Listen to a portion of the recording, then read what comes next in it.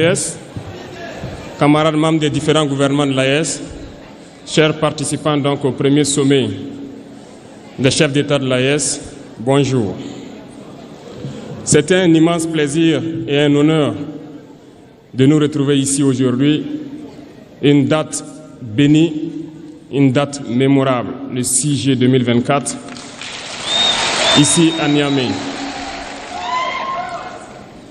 Avant tout propos, rendons grâce à Dieu qui a permis donc que ce jour soit. Nous lui disons merci pour tout ce qu'il a pu faire pour nous jusqu'aujourd'hui et tout ce qu'il fera pour le peuple de l'AES.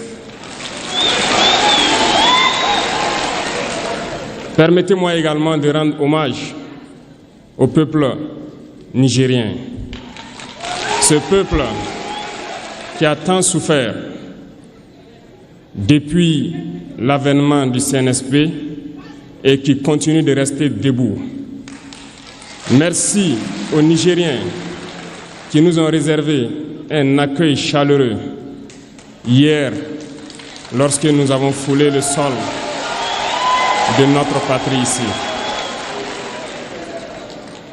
Vous êtes plus que des amis, vous êtes plus que des voisins, vous êtes nos frères, vous êtes nos sœurs. Parce que la fraternité va au-delà de l'amitié ou du voisinage. Nous avons le même sang qui coule dans nos veines. Dans nos veines coule le sang de ces vaillants guerriers qui ont combattu et qui ont réservé ces terres que nous appelons Mali, Burkina et Niger. Dans nos veines coule le sang de ces vaillants guerriers qui ont aidé le monde entier à se débarrasser du nazisme et de beaucoup d'autres fléaux. Dans nos veines coule le sang de ces vaillants guerriers qui ont été déportés d'Afrique vers l'Europe, l'Amérique, l'Asie ou je ne sais encore, et qui ont contribué à construire ces États pendant l'esclavage. Dans nos veines coule le sang d'hommes dignes, d'hommes robustes, d'hommes debout. Et pour cela, soyons-en fiers et soyez remerciés d'être ressortissants de l'AES. L'Afrique, ce continent qui a tant souffert et qui continue de souffrir du fait des impérialistes. Ces impérialistes n'ont qu'un seul cliché en tête. L'Afrique est l'empire des esclaves. C'est comme ça qu'ils voient l'Afrique. Pour eux, les Africains les appartiennent. Nos terres les appartiennent. Nos sous-sols les appartiennent. Ils n'ont jamais pu changer de logiciel jusqu'à aujourd'hui. C'est déplorable. Mais comment procèdent-ils? C'est malheureusement depuis donc ces années 60 où ces simulacres d'indépendance ont été donnés à l'Afrique. Ils n'ont juste fait que placer des valets locaux à la tête, selon eux, de leur sous-préfecture pour pouvoir continuer à les alimenter. Ces valets locaux que nous allons qualifier aujourd'hui d'esclaves de salon n'ont d'autre repère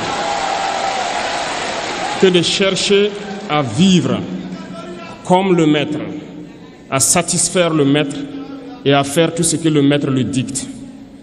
Ils volent, ils pillent nos États, amènent tout chez le maître et leur richesse est conservée chez le maître.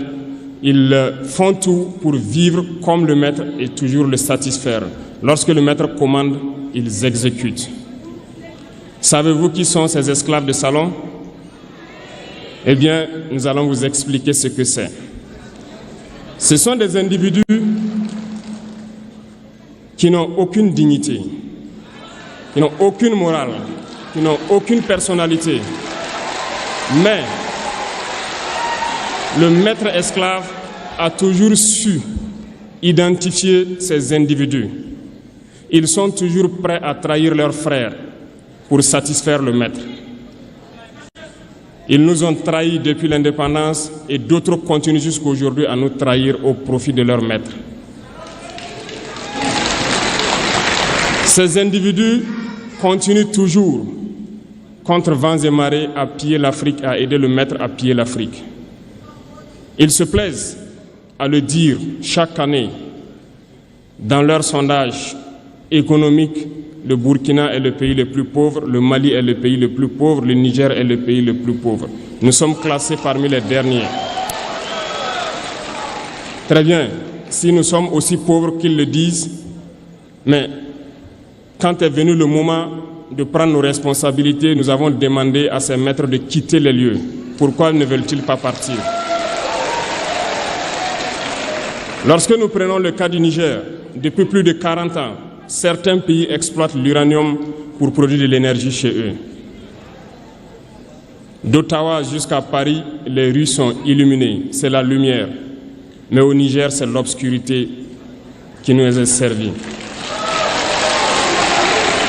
Lorsque vous partez dans nos États, nos sols sont troués de toutes parts pour rechercher les métaux précieux tels que l'or. Mais souvent, il n'y a même pas la moindre route accessible pour atteindre les zones où ils exploitent l'or, encore moins certains services sociaux de base. Voilà pourquoi nous avons décidé de nous révolter et de prendre le destin de nos pays en main. Il y a bien d'autres exemples. Mais lorsque nous avons décidé ainsi, eh bien, nous avons été approchés par certains esclaves de salon pour nous passer le message de leur maître. Parce qu'ils avaient créé cette sorte de chaîne polymère qui se relève à la tête de nos États pour les servir. Et nous sommes venus briser la chaîne. Et c'est inconcevable pour eux. Ils nous ont donc approchés et ils nous ont demandé de rentrer dans les rangs pour faire partir de l'élite qui doit diriger l'Afrique, parce qu'ils ont une élite formée et formatée qui doivent suivre, qui sont incrustés dans cette chaîne-là. Nous avons refusé de rentrer dans leur rang. Et dès lors, les hostilités ont commencé. Et ils ont fait fourvoyer dans nos zones plusieurs mercenaires, des formateurs. Les agents sont descendus dans le Sahel pour espérer mener des attaques barbares, lâches contre nos populations, espérer les révolter. En plus de ces attaques sur le terrain, les attaques communicationnelles, la manipulation, la désinformation battent son plein dans leur rang. Mais les peuples du Sahel ont compris et plus jamais on ne pourra les manipuler. Ils savent ce qu'ils font et ils savent où ils partent.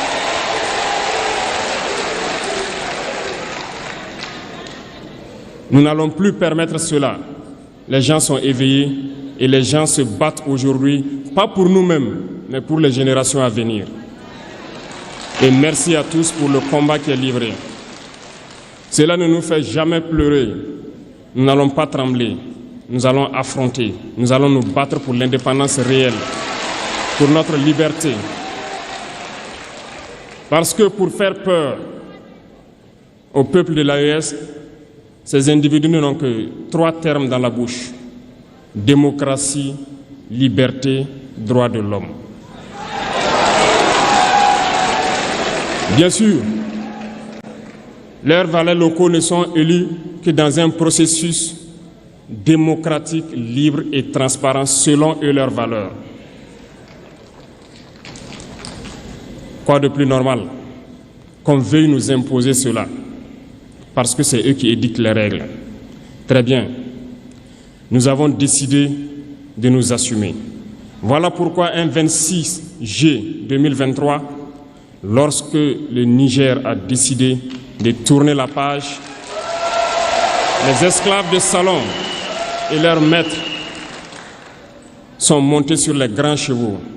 Ils ont mis leurs valets locaux en avant et ont décidé de mener une guerre contre le peuple nigérien. Nous avons donc dit, quiconque osera s'en prendre au Niger nous aura en face, parce que nous mènerons une guerre sans merci jusqu'à la dernière goutte de sang pour quiconque osera s'attaquer à nos États.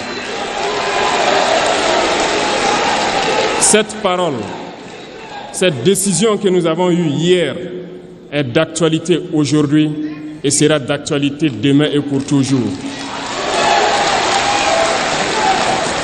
Ainsi naquit l'AES le 16 septembre 2023 dans une architecture de défense mutuelle. Mais nous avons jugé nécessaire de prolonger et d'agrandir donc l'architecture de l'AES.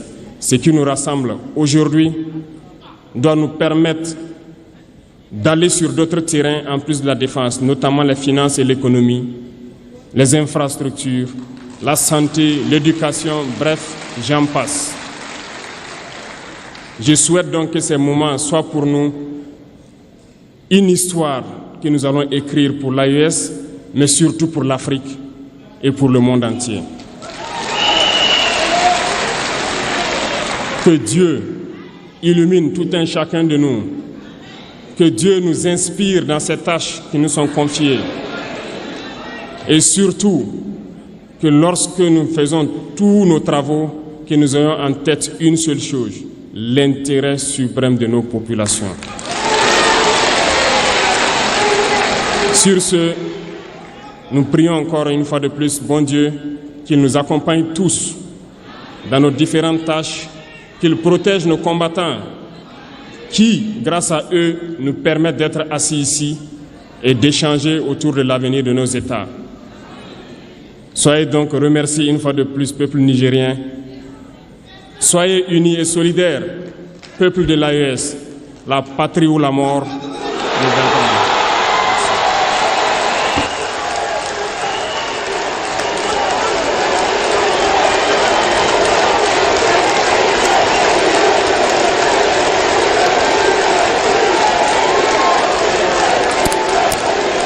Merci.